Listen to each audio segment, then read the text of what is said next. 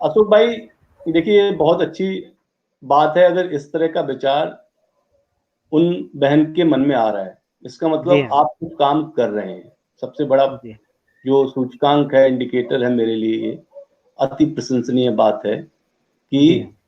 जो भी उत्पादक हैं उनके मन में ऐसा विचार आ रहा है। जी अब एज ए प्रोफेशनल वर्कर हमारा दायित्व है कि हम उनके उत्पाद, आपसे सवाल है मेरा, उनके उत्पाद की पहचान, उनके गुणवत्तापूर्ण जो उनका उत्पाद है, जैविक उत्पाद जो है, उसकी जी पहचान हमने कितने लोगों तक कराई है? हम अभी तो सिर्फ उसकी, गांव, हाँ, अभी तो सिर्फ एसएचजी की हाँ, महिलाएं जानती है बस, बस उसी तो, गांव की, या बस वो उसी बड़े गांव की। किसान भी जानते हैं जो खरीद के ले जा रहे हैं बस। अभी उनके पास। जी हाँ। तो सिंपल है ना, ये हमको डिमांड कैसे बनानी है और कितनी बनानी है, इसकी रणनीति के ऊपर काम करना है। ये समावेश की टीम का काम ये है, बौद्धिक विवेक वाला काम है। ठीक है, जी इसका मतलब ये है कि अभी एक बहन मान लो 10 कुंटल करती है, अभी उसकी जो गुणवत्ता है बहुत हाई है और डिमांड 10 कुंटल खपत स्थानीय है। अब जी। मेरी 3 बहन और आएंगी, 40 कुंटल हो जाएगा। और बिल्कुल अब मुझे सही कह रहे यह उत्पाद कैसे बाजार में करना है, तो वो जो जो गुणवत्ता है, जो कंज्यूमर रिस्पांस है, जो भोक्ता का रिस्पांस है उनके उत्पाद को खाने के बाद, उसका हमको एक प्रचार प्रसार करना है। हो। जी एक बाजार में हमको उसको लेकर जाना है। उसको जी हम कैसे कर सकते हैं? वो कई तरीके से कर सकते हैं। ठीक है, एक तो ब्रांड बना सकते हैं। ठीक है, जी एसएचजी महिलाओं का ब्रांड। ठीक है, जी और उत्पाद की गुणवत्ता के बारे में बता सकते हैं, उसकी कुछ केस स्टडी अखबार में छपवा सकते हैं हम। वो जो गुणवत्ता है उसको लेकर उसका जो एक सिंपल केस स्टडी और उसकी बाजार, उसका जो मूल्य है सब्जी का, प्रतिस्पर्धी मूल्य बाजार के मूल्य के साथ में उसकी जो फ्रेश सप्लाई है वह गुण, साथ में जो लोकल इकोसिस्टम है। एक चीज और है कि स्थानीय परिवेश में कोई चीज उत्पादित की गई है तो उसके अपने आप में गुण ज्यादा विकसित होते हैं। तो इस तरह से जी 3-4 गुण, और कंज्यूमर जो पहले जिसने उपभोग किया है उसने जो तारीफ बताई है उस सब्जी की क्यों वो खरीदता है, उसके साथ में हम कुछ स्थानीय बैंक में ले जाके सप्लाई करें, गवर्नमेंट ऑफिसर्स के पास में ले जाकर वो पंपलेट सप्लाई कर शेयर करें, साझा करें। या क्योंकि पहले शुरुआती टारगेट हमको करना है बुद्धिजीवी जो लोग हैं, जो आसानी से जो चीजों को समझ सकते हैं। ठीक है, तो अगर आपने 10-20 इस तरह की इंस्टीट्यूशंस को आइडेंटिफाइड करके कस्बे में, थाना पुलिस सब जगह आपने भेज दिया टेम्पलेट, आपकी डिमांड हो जाएगी कि नहीं? क्रिएटिव बताओ। बिल्कुल हो जाएगी। तो अभी ये कोशिश की नहीं है, मगर अब ये वो कोशिश वो करना तरकीब होगा। नहीं, ये करना है आपको। देखो, हाँ। आपने देखो कि बाबा रामदेव जैसे लोग सफल क्यों हुए? क्योंकि उन्होंने बिल्कुल। बहुत ज्यादा डिमांड के ऊपर, मांग के ऊपर काम किया। एक समय ऐसा चलता था कि जिस भी न्यूज चैनल पर आप न्यूज खोलो, बाबा रामदेव लंगोट लगाए खड़े मिल जाते थे। पातंजलि, हाँ। पतंजलि। ठीक है, गांव, जिस गांव में जाओ एक बार उन्होंने, हर गांव में पतंजलि का उनकी वॉल पेंटिंग पहुंच गई थी। आप ध्यान करो। हाँ। ठीक है, बिल्कुल। जगह जगह पर पतंजलि प्रचार, जहां जहां पर। अभी उनके पास उतना जो एक डिमांड, वो विभाग था डिमांड क्रिएशन वाला, मांग को बनाने वाला विभाग है उनका। जो बड़ी कंपनियां होती हैं उनके यहाँ मांग को बनाने वाला डिमांड एक डिपार्टमेंट होता है, और उसके साथ में उसका ब्रांड एम्बेसडर भी होता है। सचिन तेंदुलकर हो गए, अमिताभ बच्चन हो गए, वो ब्रांड, उसका काम है, वो पैसा देता है सचिन तेंदुलकर को 2 करोड़, प्रचार करता है। सचिन तेंदुलकर के जितने भी फॉलोअर हैं वो भी वो ब्रांड खरीदने लगते हैं, या लोगों में उसमें ट्रस्ट बिल्ड हो जाता है ब्रांड में। हमारा अभी वो स्तर की बात नहीं है। हमारा है कि हमें स्थानीय बाजार में अपने आप को प्रतिस्पर्धी होना है और अपने उत्पाद की ज्यादा मांग बनानी है। वो सिर्फ हम उसके गुण के ऊपर बनाएंगे। ठीक है, क्योंकि हमें विश्वास है कि जो हमारे जो उत्पादक महिलाएं हैं जो उत्पादित कर रही हैं उसका गुण बहुत हाई है। ठीक है, उसमें कोई केमिकल नहीं पड़ा हुआ है। तो वो चीज हमको सिर्फ ये समझ के, हमको बाजार निर्मित करके हमको सप्लाई करा देनी है। ठीक है, समझ, मेरी बात को समझे आप? जी हाँ, अशोक भाई, ठीक है। हाँ समझा हूँ मैं प्रमेल भाई, समझा हूँ। इसको करना होगा आप ही लोगों को, तरकीब से गाइड करना हाँ, होगा करना कि होगा, कैसे करो, थोड़ा बहुत सही। इसमें वो अभी से ऐसे चिंता तो। हो गई है, जी हाँ। ये हाँ प्रमेय भाई, हाँ डिमांड बढ़ाने वाला विभाग और प्रचार प्रसार, ये एक ही हाँ, का हिस्सा है या अलग अलग है? एक ही।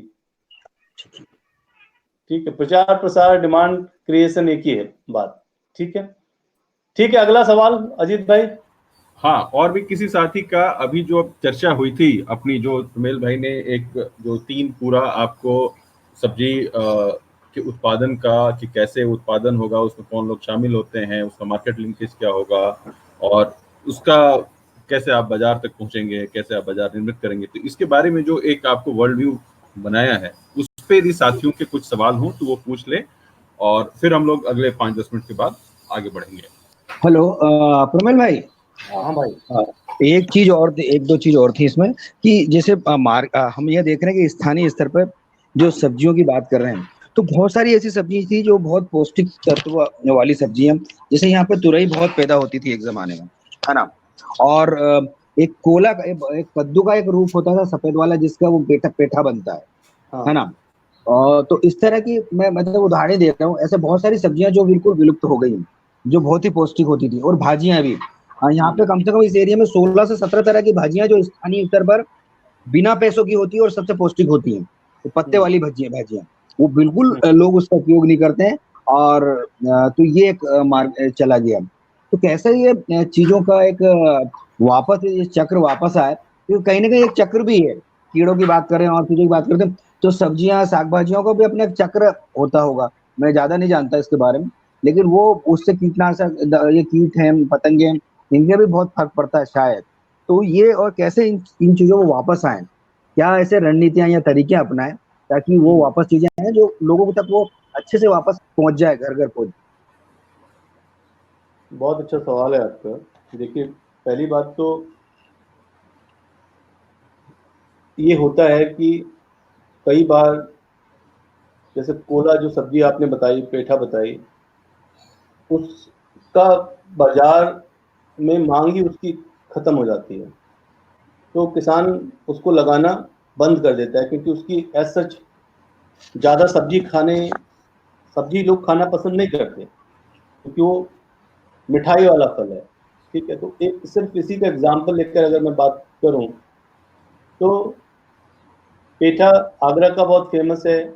आगरा में के आसपास में किसान बहुत कोला की सब्जी की खेती करते हैं, और वहाँ बहुत इम्प्रूव वैरायटी भी है पेठा की, जो वहाँ पर किसान उसका उत्पादन करते हैं। तो इम्प्रूव वैरायटी वहाँ पर आ गई है, पुरानी वैरायटी अभी कम हो गई है। बड़े बड़े पेठा होते हैं, और वहाँ से पेठा, अंगूरी पेठा, और पता नहीं कौन कौन सा पेठा, जो आगरा में जो उद्यमी है वो उसको बना के पैक करके बेचते हैं।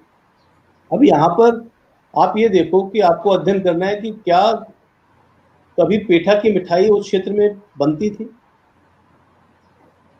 पहले जब पेठा खूब पैदा होता था, तो उसका कंजम्पशन, उसका उपभोग का पैटर्न क्या था, कौन उसका उपभोग करता था, या पहले तोरी ज्यादा होती थी तो उसको उपभोग कौन करता था और क्यों उपभोग करता था, ये आपको समझना होगा। तो अगर पेठा पहले स्थानीय जो मिठाई की दुकान वाला व्यवसायी था, वो पेठा से मिठाई बनाता था, और ऐसे मिठाई बनाने वाले आसपास के गांव में मान लो 10 लोग थे, शहर कस्बे बाजार को मिलाकर 10 लोगों के पास मान लो 10 कुंटल पेठा की उनकी डिमांड थी।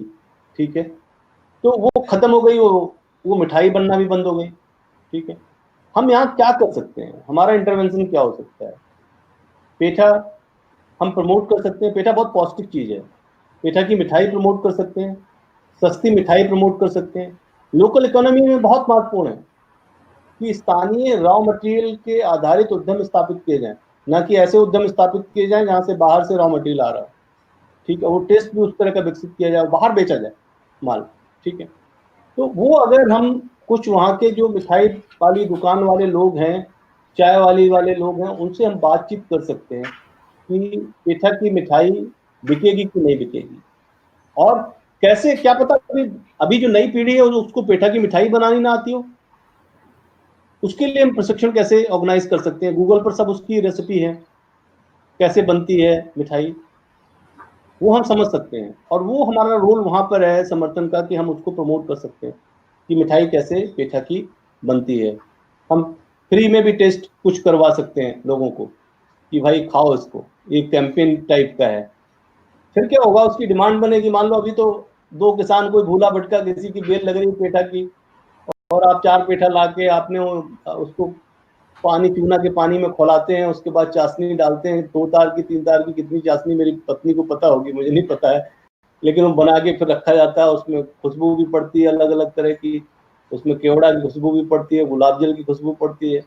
ठीक है, तो गुलाब की भी कहीं खेती होती हो तो वो गुलाब भी वहां पर आ सकते हैं, उसकी सुगंध भी आ सकती है, और पैक करके उसको छोटा बड़ा करके बिक सकते हैं। तो अगर आप ये देखो, अब पेठा की मिठाई चल गई तो पेठा का डिमांड फिर बढ़ गई, और पेठा की डिमांड बढ़ गई तो किसान को फिर पेठा फिर दोबारा से लगाना पड़ेगा। और पेठा अगर आपने प्रतिस्पर्धा के रूप में, क्योंकि भोपाल और बड़े शहरों में सब जगह शहरों में पेठा बिकता है, आपने मान लो पेठा की अब भाव श्रृंखला बनानी है आपको, पेठा की मिठाई बनाने के 2 लोग आपके जागरूक हो गए, आपने एक आदमी को आगरा भी भेज दिया, पेठा बना के सीख के आ गया, लेकिन हालांकि वो हलवाई वहां का पूरा ज्ञान नहीं देंगे, थोड़ा बहुत आपको प्रयोग करके समझना पड़ेगा। और पेठा अच्छा बन गया तो आप पैक करके पेठे के छोटे 250 ग्राम के, आधा किलो का पेठा का पैक, 1 किलो का पेठा का पैक आप रेलवे स्टेशन पर, बस स्टैंड पर बेचना शुरू किया। ये आपके गांव के लड़के को उद्यम भी मिल गया। ठीक है, और पेठा चल पड़ा। ठीक है, अच्छा पेठा आ गया, आपने बाजार में देखा कि तुलनात्मक रूप से आगरा वाला, क्योंकि आगरा की लॉजिस्टिक ज्यादा है, उसको ट्रांसपोर्टेशन लगता है ज्यादा उसको एमपी में भेजने पर, आपने यहीं पर आपने टारगेट कर लिया कि पेठा बिकता है शहर स्तर पर, जिला स्तर पर और नीचे स्तर पर, तो हम यहाँ से आगरा का जो माल आ रहा है उसके तुलनात्मक हम अपने कैसे पेठा उतारें। ठीक है, प्रतिस्पर्धी रूप में कैसे उतारें।